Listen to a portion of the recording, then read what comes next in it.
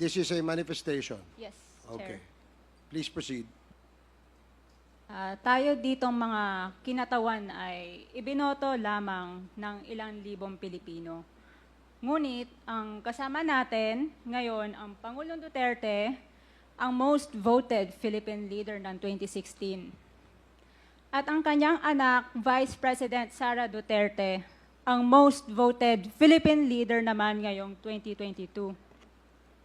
I would like to manifest na gusto ng sambayanang Pilipino ang pagdurog niya sa mga kriminal, durugista at NPA na terorista.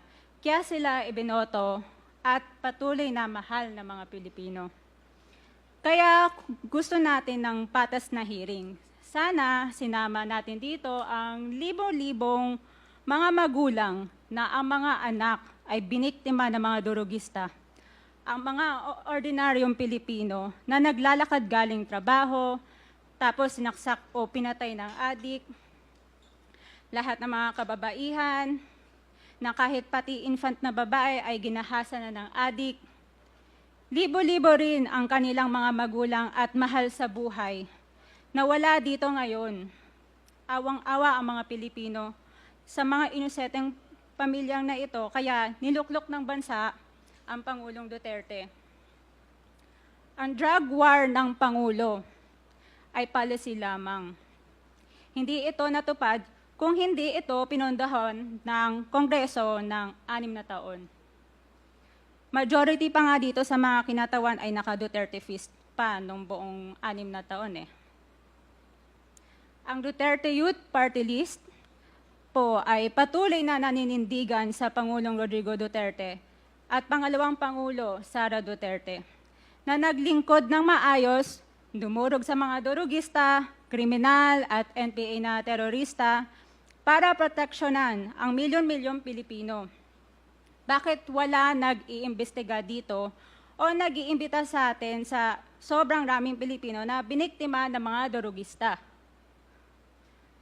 And lastly, sa mga kongresista na kaalyado ng mga NPA, mahaya naman tayo sa topic ng pagpatay dahil kayo mismo, hindi kayo nagsasalita sa pagpatay ng NPA sa mga pulis, sundalo at mamayang Pilipino. Pati rin po sa mga natitirang resource persons na gusto mag-abogada papuntang ICC, si Attorney Maria Cristina Conti, na kandidato ngayon ng Bayan Muna Party List. Kasama po ang inyong katabi na si Nery Colmenares ng Bayan Muna.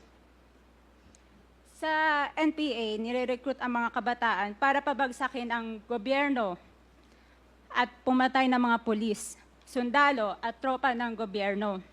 Hindi nyo naman kinokondena ang pagpatay nila. Ang kinokondena nyo ngayon ay ang dalawang naging most trusted leaders ng bansa na todo effort protektahan ang milyong-milyong mga Pilipino. In support sa advocacy sa Pangulong Duterte, ang Duterte Youth Party List ngayon, Kongreso ito, ang kaisa-isang nagpapanukala ng pagbalik ng death penalty para sa mga rapist, kidnappers, durugista at terorista. In behalf of the Duterte Youth Party List, kami ay nagpapasalamat sa todong suporta ng Pangulong Duterte at VP Sara Duterte sa mga tropa ng gobyerno at sa pagdurog nyo sa mga kriminal, durugista at NPA na terorista. Yun lang po. Maraming salamat po, Mr. Chair. At Thank you, magandang gabi po. Congresswoman. Salamat, Ma'am. Mr. Chair. Bawal po pumalak.